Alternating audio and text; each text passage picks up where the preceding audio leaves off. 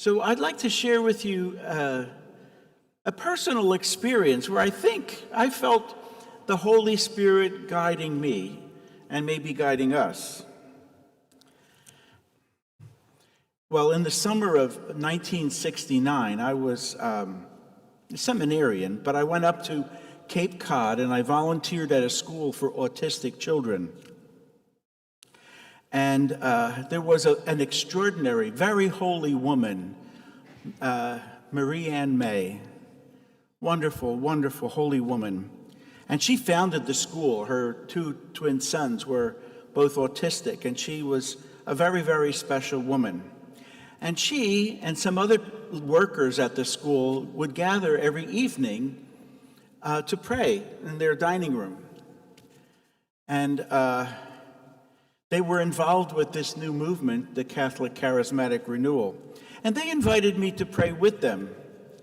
And it was really something.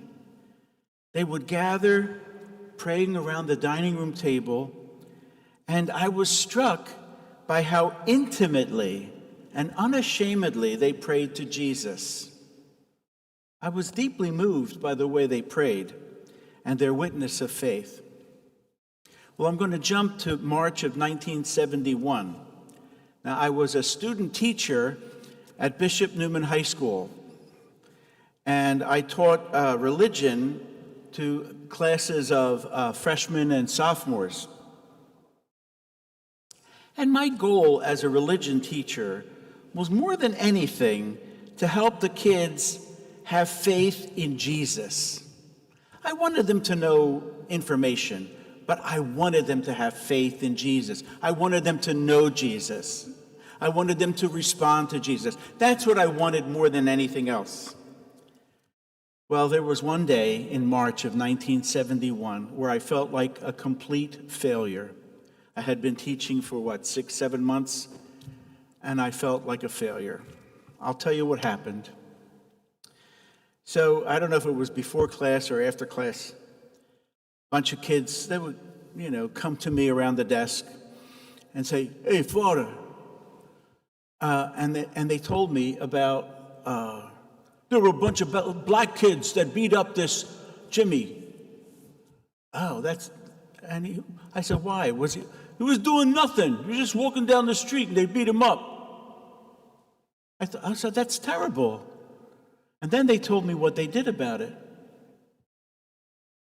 And they said that they beat up a black kid walking down the street. I said, what? You just beat up just any old black kid that was walking down the street? Yeah. That's when I lost my cool. I said, you were enraged that some kids would beat up Jimmy for no reason. He was just walking down the street, and you did exactly the same thing. And it was really a racially tense time in that neighborhood. And I was thinking, I haven't communicated anything of Jesus. I was really, really upset. I was quite discouraged. I thought what I was doing was a waste of time. So that night, I went into my room. I kind of locked myself in my room, and I prayed. I said, Lord, you've got to help me. Obviously, I'm not doing something right. And the thing that I thought I should do is I needed to learn how to pray better.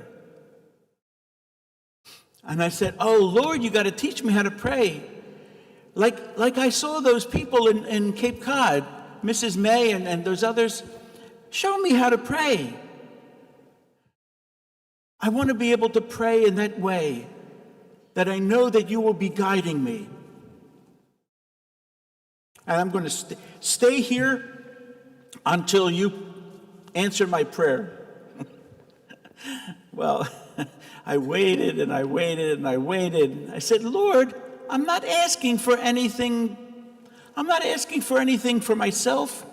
I'm just asking for how to pray. I want to pray better.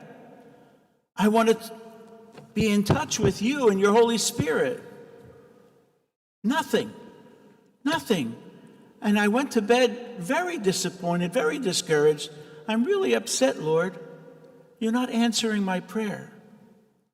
Next morning, I got up, and I had the first two classes, and then I had a break after the first two classes, and I came back to the priory, which was right next to the school, and I looked in my mailbox. There was a letter from Mrs. May. You want to know what the letter was about? The whole letter was about how to grow in prayer. The whole letter was how to grow in prayer. And I realized that all the while I was complaining to God about not answering my prayer, the answer was waiting in the post office a few blocks away. The Lord answered my prayer before I even asked, because the letter got to me that morning.